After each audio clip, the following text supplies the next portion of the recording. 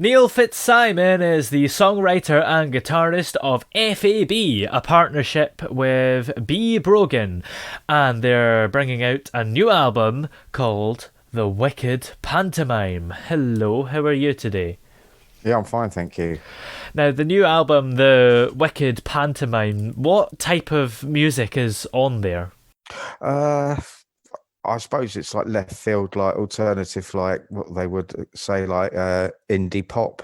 Yeah. I'd say it's pretty hard to describe it, really. Hopefully, we're trying to do something a little bit new, apart from the norm. I mean, it's similar like to power pop, but I think it's a little Yeah. bit like quirkier than that.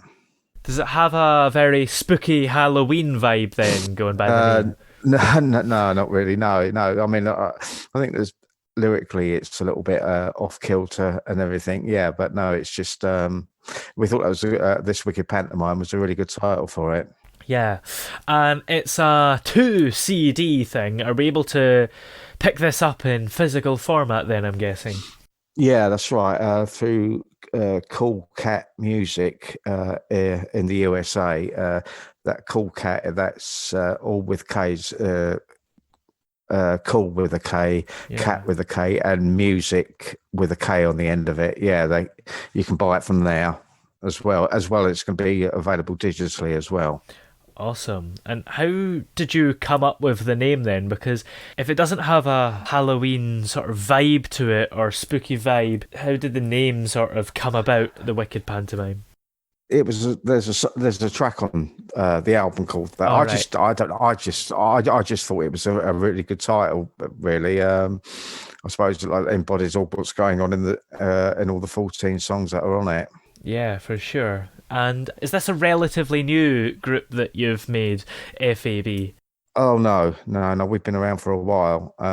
We've had a few albums out on a French label, but now we've moved on to this new American label. We had like a number 1 single on iTunes last year. Yeah, so our albums have done fairly well, and we've been working with some good people as well. Yeah, absolutely.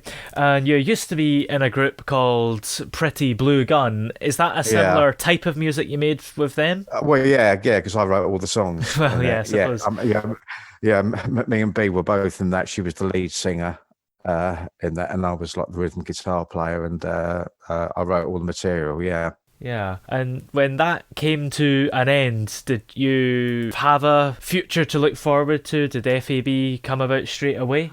Well, we were an item. We were an item anyway. Yeah. So yeah, we were together, and we went through a lot of legal problems with the label when we left. Yeah, then we decided like to seeing that we were really the two that were like signed to the actual record deal first of all, that we'd go out on our own. Yeah. And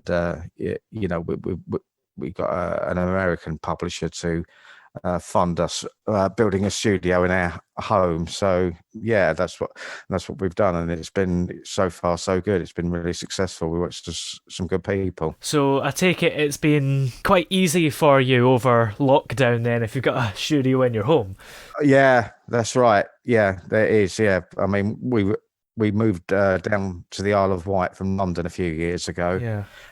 and we were a little bit fed up with the hustle and bustle of London, and we decided to move down here where it's nice and quiet. Yeah, and we've got a studio indoors, so yeah, you're right. It's Yeah. we could do all of our work in here. And you've collaborated with quite a lot of well-known people, haven't you? Yeah, we have. Yeah, well, just recently, Woody Woodmansey, who played with David Bowie in the Spiders from Mars. Yeah. He's done the drums on about 6 of the tracks, and Pete Thomas, the drummer with Elvis Costello and the Attractions, he's done about 4 tracks with us. Yeah, we've worked with some quite like the Art of Noise we worked with in the past, and people from the Moody Blues and Clapton's bass player. Yeah, Yeah. yeah, yeah. And our stuff is produced by Pat Collier, who produced that Katrina and the Waves track. Walking on Yeah, of Sunshine. course.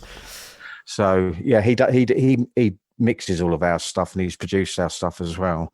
How did you manage to reach out to these people and get them involved in your project?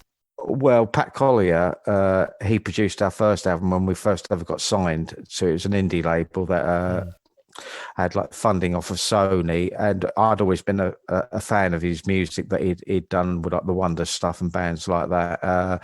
So I asked for him, and yeah, he was really up for it, and we've worked with him ever since. And with Pete and Woody, I just took a chance and contacted them and sent them our stuff to see if they'd be interested. You know, like the record companies like paid them a fee for doing it, but Woody's now become like a really good friend of ours. We've met him and everything, and he's invited us to various things. So yeah, they've been really great, both of them. Yeah, well, it's always good to take a chance because the worst they can say is no. That's right. Yeah, I mean, yeah, Woody's really. I mean, he's gone above and beyond. Really, I mean, he's been like a friend. I speak on the phone with him, and we've met him, and he invited us to the Palladium last year to see him play with the band that he's in that does the Bowie stuff with Tony Visconti. Yeah. So, yeah, and they're great drummers as well. So, you know, it's just been really good. Have you taken a lot of inspiration from these artists you've worked with, or have you mainly kind of been inspired by other people? Well, no, I mean, mainly, yeah, I mean, huge David Bowie fans and huge Elvis Costello fans, and we're both brought up by our parents, like with the Beatles and everything. So, and the Who, and all that British scene of the 60s, were huge fans of that, really. Yeah, so it was, you know, it's been great to actually like meet people that, you know, that I've idolized really from afar. Now, you know, like I've actually got to meet them. Yes, I mean, it's always good to meet your idols, although people say don't do it. Would you say you're better off from doing it? I am. Oh yeah, Woody is one of the nicest blokes I've ever met. And Pete's been really good. He's said some nice things about us. And well, Pat Collier I've known for years now, and I always.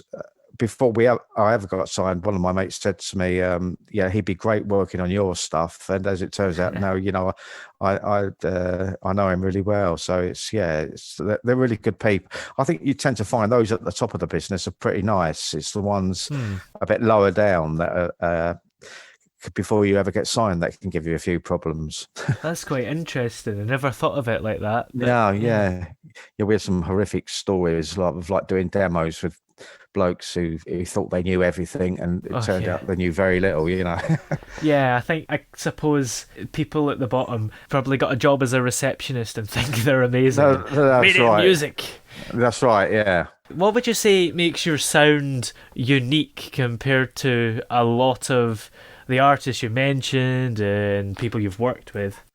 Well, I think there are elements of their work in it, and we've tried to mix it all up together, really. But I don't think. I think the thing that we're trying to do is go out and just do it our way, rather than like say, look, well, let's do a track like in the style of Elvis Costello or Bowie. We try and mix it up and just hope that something original comes out at the other end, you know. Yeah, and big highlights, have you had any of them? I mean, I suppose working with all these people might be quite up there. Yeah. I don't know if you've played any concerts or had big moments. Oh, yeah, we did.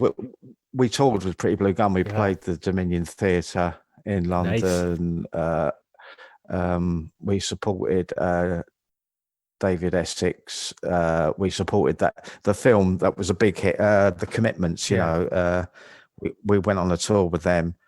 We had we wrote a musical that was showcased in London theatres, and that was just amazing. Yeah. What was that called? It's called Jack Dagger, and it won an award a few years ago.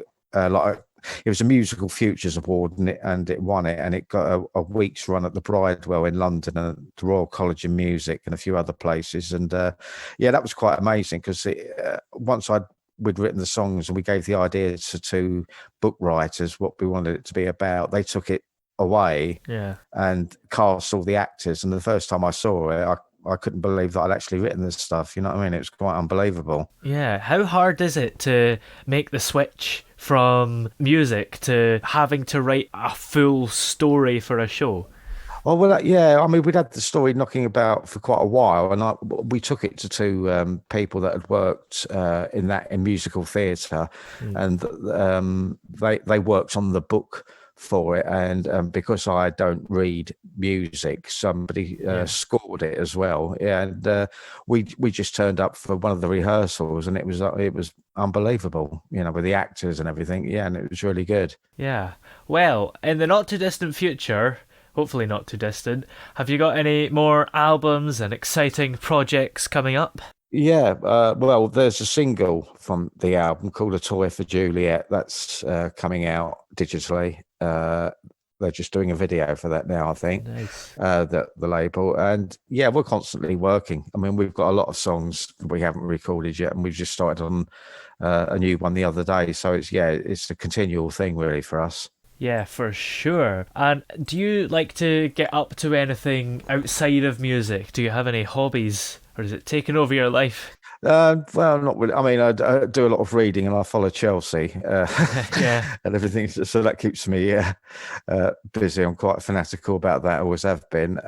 Yeah, and I say that is it really. To be quite honest with you, the lockdown has not really affected us. Yeah. I know that's a selfish thing to say, I suppose, in a way, but I don't know. you know, I think it's okay. yeah, it is. I mean, obviously, you miss some of the things that you could do in the past, but I'm just glad we moved out of London, which has been like severely hit. I mean, on the Isle of Yeah. Wight, because we're surrounded like by water and everything. We the infection rate has been really low on this island. Yeah. Well, you were the first place to trial that contact tracing app, weren't you? I don't know how Yeah, well that went. no, it didn't. It didn't go well. Didn't go well at all, did it? I don't think. No, I don't even know what the whole story with it was, because that one didn't work, and then they've rolled out one that Yeah, still hardly works, but they're using it anyway. yeah, I know. It's a strange place, the Isle of Wight, because when we moved down here, like you can imagine, like London, it's you can get anything any time of the day, but in Yeah. London, it's very much a mentality. I should imagine of what it was like in the 1960s and 70s, like shops close at half day and everything Oh, like that, and everything shuts down. It's yeah, so I nothing's mean, open on a Sunday. Yeah. no, it's like that. Yeah, so it's a bit of a weird one down here, but it is lovely. I mean, it's beautiful scenery like you have in Ireland and everything, and it's we wanted to get because we'd spent over 10 years in London, and that was enough for us really. Yeah. And going by the quality of this call, it hasn't really broken up or lost signal, so the No, internet can't be that bad for an oh island no, either. no, it's all right. That's one thing they've got going down here. Yeah. Yeah. Well, where are we able to check out all your music and purchase it? Well, it's available through TuneCore, distributed it to all the platforms, Spotify, everything you can think of, like 150 different platforms, and the CD, which has got bonus tracks. The digital release doesn't contain the bonus tracks; it's only on Oh, CD. That's available through Cool Cat Music, which is all cat, like yeah. cool, yeah, but music, and they on their website, and you can order the CD from there. Great. And are you on social media or have a website that we're able to check out as well? Yeah, yes, it's Fitzsimon and Brogan.com, which is like the fab. Yeah. And yeah, we're on Twitter, we're on Facebook. Great. Thank you very much for joining us on the show today. Okay, thank you, Toby.